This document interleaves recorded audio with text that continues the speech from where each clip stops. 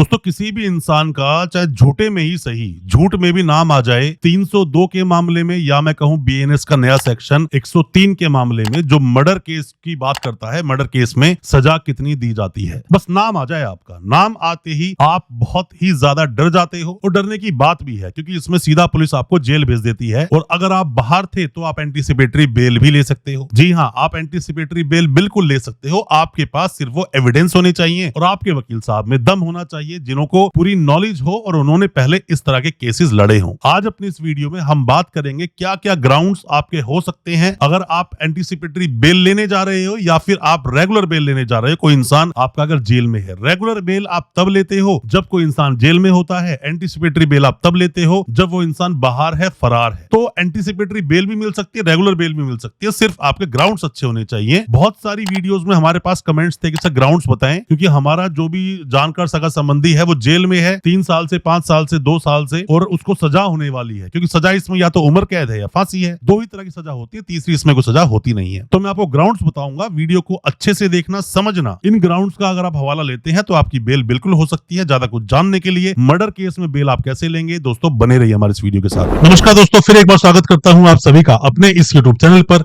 जिसका नाम है बेल लॉज। मेरा नाम है वीरेंद्र वर्मा। दोस्तों आप कोई भी नए वकील साहब है, कोई भी लॉ स्टूडेंट है, कोई भी कानून की जानकारी ले रहा है, आपका सगा संबंधी जानकार कोई भी जेल में है, वीडियो को पूरा देखें, समझें। और कोई भी किसी भी तरह की आप ऑनलाइन कंसल्टेंसी लेना चाहते हैं, केस को डिस्कस करना चाहते हैं, दिए गए नंबर पर व्हाट्सएप करें, आपको हम रिप्लाई जरूर करेंगे। हो सकता है हमारे किसी रिप्लाई से आप अपने केस से बाहर आ सके। दोस्तों बेल लेने के कई सारे ग्राउंड्स होते हैं। मैं 5 मेजर ग्राउंड्स पे आज बात करूंगा। वीडियो थोड़ी लंबी हो सकती है, 10-15 मिनट की, बट आप पूरी देखोगे तो समझ जाओगे। दोस्तों ग्राउंड्स क्या है? ग्राउंड से पहले आप ये समझ लीजिए कि इसमें सजा सिर्फ 2 ही है। अगर 302 का मामला लगा या 103 बीएनएस का मामला आपके ऊपर लग गया मर्डर का, या तो उम्र कैद होगी या फांसी होगी, और साथ साथ में फाइन भी देना पड़ता है ऐसे मामलों में, क्योंकि किसी के घर के सदस्य की डेथ हुई है उसके अंदर। अब ये देखना पड़ता है वकील साहब को अपने एक्सपीरियंस के अनुसार। मैं आपको वही सब बातें बता रहा हूं जो मेरा पर्सनल ये एक्सपीरियंस है दिल्ली में केस लड़ने का, फिर चाहे वो हाई कोर्ट हो, सुप्रीम कोर्ट हो, या जितने भी डिस्ट्रिक्ट कोर्ट्स हो। इन कोर्ट्स में जो हमने केस लड़े हैं, और अक्सर आप बाहर से भी, बिहार से या छत्तीसगढ़ से, उड़ीसा से, बहुत जगह से हमें कॉल करके पूछते हो अपने केसेस के बारे में, तो आपको ग्राउंड्स आज पता चल जाएंगे। सबसे पहला ग्राउंड दोस्तों, आपको एक गलती नहीं करनी है। जितने भी तरह के मर्डर होते हैं ना, वकील साहब यही लड़ रहे होते हैं कि मैंने तो कुछ किया ही नहीं, मैं वहां पे था ही नहीं, मैंने तो मारा ही नहीं। जबकि सीसीटीवी फुटेज होती है, कई सारे गवाह भी होते हैं, उसके बावजूद आप ये डिफेंस ले रहे होते हैं। तो जज क्लियरली समझ जाता है कि नहीं, ये आदमी झूठ बोल रहा है, सिर्फ कोर्ट के सामने बिल्कुल पूरी तरह से कोरा झूठ बोल रहा है, इस केस में कोई दम नहीं है, और इसीलिए आपको उम्र कैद या फांसी की सजा दे दी जाती है। तो डिफेंस आपको बहुत अच्छे बनाने हैं, ग्राउंड्स आपको अच्छे बनाने हैं, क्योंकि हमारे पास 302 में जो मर्डर का मामला है उसमें कुछ अपवाद भी है। आपका मामला 304 जो पहले आईपीसी था, जो अब 105 बीएनएस बन गया सेक्शन, उसके अंदर भी आपका ये केस जा सकता है, जिसमें बोलते हैं punishment for culpable homicide not amounting to murder, जिसमें किसी की हत्या तो हुई पर वो मर्डर नहीं है, जिसमें सजा 10 साल की है, उसके अनुसार भी केस लड़ा जा सकता है। तो पहले आपको ग्राउंड्स देखने चाहिए, उसके बाद केस को लड़ना चाहिए, उसके बाद उसको समझना चाहिए कि आपको कोर्ट में क्या तो बोलना है और क्या नहीं बोलना है। सबसे पहली बात। दूसरी बात, लोग कहते हैं सर एंटीसिपेटरी बेल कैसे होगी, क्योंकि मैं फरार हूं कुछ दिनों से, मेरे ऊपर केस तो लग गया, पर अब कैसे हम बेल लें? एंटीसिपेटरी बेल में भी 2-4 ग्राउंड हो सकते हैं। पहली बात, हो सकता है जहां मर्डर हुआ वहां पर आप थे ही नहीं। दूसरी बात, जो मर्डर हुआ, मान लीजिए मर्डर हुआ, आपसी मर्डर वो हो गया, तो एकदम से ऐसा हुआ कि आप 2 लोग कहीं पर खड़े थे, लड़ाई झगड़ा हुआ, आपस में गाली गुप्तार एक दूसरे के बीच में हो गया, और बस आपने धक्का दिया और उसका जाके पत्थर से सर टकराया और वो आदमी मर गया। तो ऐसे में आपको केस को समझाना पड़ेगा कोर्ट में खड़े होकर आपके वकील साहब को कि ये मर्डर नहीं है, ये लैंड करता है बीएनएस के सेक्शन 105 में, जो कि 304 सेक्शन बोलता है आईपीसी का। इस तरह से आप अगर आर्ग्यूमेंट करते हो, और हो सकता है कि आप उस घटना स्थल पे हो ही ना, जैसे मान लीजिए कि वो बोलते हैं कि 4 लोगों ने आकर मर्डर किया, 4 लोगों ने आकर मर्डर किया, बट वहां पर 5वें का नाम आ गया, 5वें आप थे और आप स्टेट में थे ही नहीं, तो क्यों खामखा भाग रहे हो? एंटीसिपेटरी बेल लगाओ आप उसके अंदर और बोलिए मैं तो यहाँ पर था ही नहीं। या ऐसा भी तो हो सकता है कि जहां पर वो मर्डर हुआ, सिर्फ और सिर्फ आप वहां पर, मतलब कि मान लीजिए 4 लोग आए एक आदमी को मारने के लिए, आप कोल्ड ड्रिंक या सिगरेट लेने चले गए, उन तीनों ने मर्डर कर दिया, आप साथ आए जरूर थे, आपकी तो इंटेंशन भी नहीं थी किसी को मारने की, तो ये भी ग्राउंड हो सकता है। ग्राउंड दोस्तों बहुत सारे होते हैं। अभी तीसरे ग्राउंड की हम बात करते हैं। तीसरा ग्राउंड ये बोलता है दोस्तों, अपने जो ये मर्डर केस है ना, मर्डर केस के अंदर 5 अपवाद दिए गए हैं। उन 5 5 अपवादों को अगर आप देखते हैं उसमें से बहुत ज्यादा काम जो आता है वो आता है अपवाद नंबर 4। अपवाद नंबर 4 में क्या बोलता है, सडन फाइट की बात की जाती है। सडन फाइट में इंसान गुस्से में आ जाता है, सडन क्वेरल हो जाता है, एकदम से खड़े हैं, लड़ाई झगड़ा हो गया। मान लीजिए कि आप गए अपने किसी रिश्तेदार के घर पे या आप गए अपने किसी दोस्त के घर पे, अब आप बैठे हो, शराब पी रहे हो, बैठे बैठे बातचीत शुरू हुई, उसने गाली दी, आपने गाली दी, आपकी गाली ज्यादा बढ़ गई, आपने थप्पड़ मार दिया, उसने आपको थप्पड़ मार दिया, बात ज्यादा बढ़ गई और होते होते जितनी आवाज बढ़ रही थी एकदम से किसी ने धक्का मारा, बॉटल पे जाके उसका सर लगा, ब्रेन हेमरेज हो गया, आदमी मर गया। तो क्या आप उसको मारना चाहते थे? आप उसको मारना नहीं चाहते थे, वो इंसान मर गया। आपकी इंटेंशन उसको मारने की नहीं थी, आपने कोई प्रिपरेशन भी नहीं की थी। अगर आप उसको मारने गए, चाकू घर से लेकर गए और गए, लड़ाई झगड़ा हुआ, चाकू से आपने मार दिया, तो मतलब आपको इंटेंशन थी या नॉलेज तो थी कि इस चाकू से किसी का मर्डर हो सकता है, तो ये बात उसमें आ जाती है। तो इसीलिए आपको ये देखना पड़ेगा कि वो मामला सडन फाइट का है या फिर मामला सडन क्वेरल का है, एकदम से झगड़ा हो गया, या फिर प्लानिंग का है। प्लानिंग जहां आ गई ये मर्डर है, और अगर प्लानिंग आ गई तो आपकी बेल जल्दी से होगी नहीं। या फिर आप ये समझ लीजिए किसी भी तरह से आपकी इंटेंशन किसी को मारने की थी। मान लीजिए कि आप कहीं साथ में बैठे हो और उसको बैठे हुए आपने उसको एक ऐसी दवा दे दी कि थोड़ी दवा देने से वो सो सकता है और ज्यादा दवा देने से वो मर भी सकता है, और आपने वही किया, उसको ज्यादा उसकी डोज दे दी। अब आप बोलते हो मुझे पता ही नहीं था, जहां डोज दूंगा मर जाएगा। अरे ये तो पता है कि इंसान मर सकता है, आपको नॉलेज तो थी। तो ऐसे में मर्डर पर आपका केस चलाया जाएगा, इसको आप ध्यान रखें। चौथा पॉइंट एक और हो सकता है कि मान लीजिए आपके घर में 2 लुटेरे घुस गए, दोनों के हाथ में धारदार चाकू है, बहुत बड़ा सा चाकू है, अंदर घुसे और पहले आपकी वाइफ ने गेट खोला तो वाइफ को पहले उन्होंने चाकू से वार किया, उसके हाथ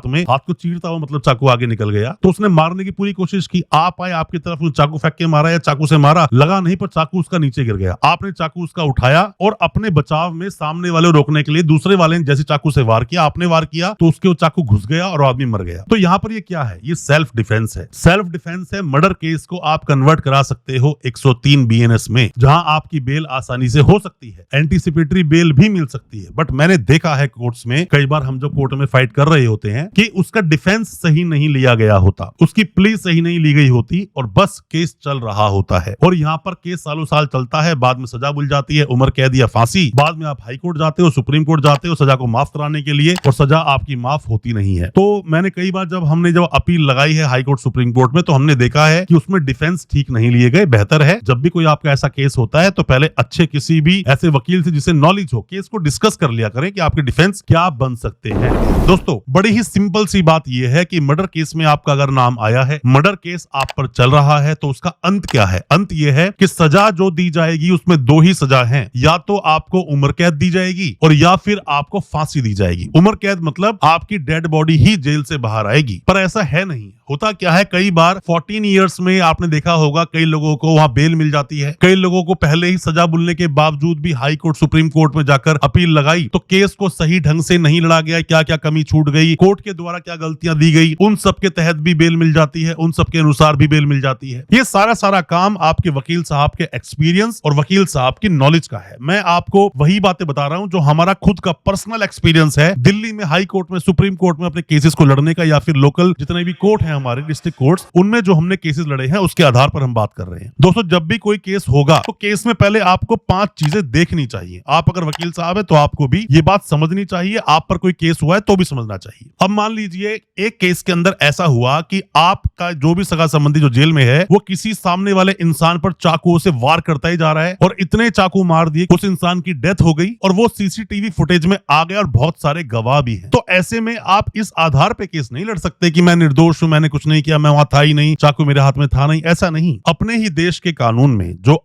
बीएनएस की बात मैं भी कर रहा हूं, पहले ये आईपीसी हुआ करता था, इस आईपीसी में ही अगर आप देखते हो मर्डर में 101 में आप आइए, 101 बीएनएस का सेक्शन है जिसके अंदर की 5 बातें बताई गई हैं। कब कब वो culpable homicide is not amounting to murder, कब उसे मर्डर नहीं माना जाएगा। अगर ये 5 चीजें होती हैं तो उसे मर्डर नहीं माना जाएगा। मतलब उसको सीधा हम 304 जो पहले सेक्शंस हुआ करते थे, 304 ए पार्ट में, बी पार्ट में, या फिर फर्स्ट या सेकंड पार्ट में, उसमें जाकर सजा दी जाती है। वो मर्डर नहीं माना जाता और माना जाता है बस वो हत्या हो गई, मतलब वो आदमी बस मर गया। कब कब ऐसा होगा, मान लीजिए पहले पॉइंट में लिखा है, मान लीजिए आप कहीं पर गए, जैसे केस आया था जजमेंट पर, मैंने एक पूरी वीडियो बनाई थी कि उसके अंदर खुद जज साहब ने बोला कि ये जो मामला है ये 302 में ही जो उसमें चौथा अपवाद है उसमें लैंड करता है, बट उसकी प्ली कभी वकील साहब ने ली ही नहीं थी। हुआ क्या था, एक लड़के लड़की के बीच में कोई डिस्प्यूट था, लड़की अपने घर घर पर जाना नहीं चाहती थी। लड़के वाला जाता है घर पे लेने के लिए, बैठे होते हैं सब लोग, बैठ के बात हो रही होती है और बात होते होते इतनी ज्यादा